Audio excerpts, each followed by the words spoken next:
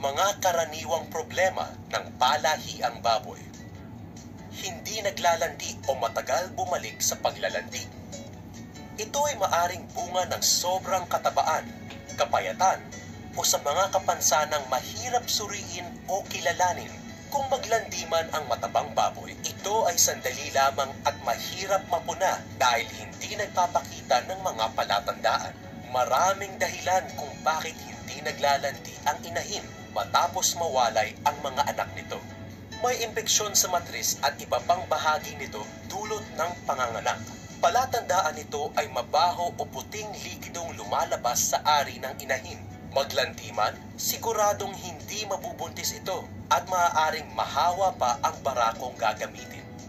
Pagkakasakit ng inahin. Importanteng maibalik sa tamang kondisyon ang inahin sa pamamagitan ng pagbabawas o pagdagdag ng pakain.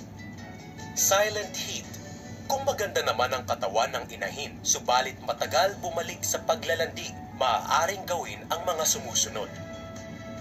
Bore exposure.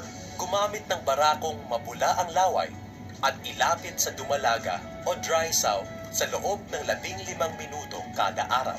Siguraduhing may nose-to-nose contact upang mas maganda ang stimulasyon ng mga inahin.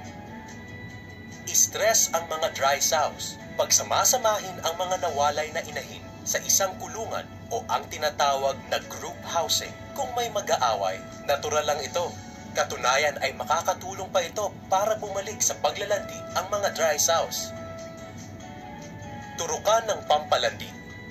Karaniwang bumabalik sa paglalandi ang mga inahin pag naturukan ng prostaglandin F2-alpha sa loob ng 2 hanggang 3 araw. Pero hindi nangangahulugan na 100% ng naturukan ay magkakaroon ng fertile na paglalandi.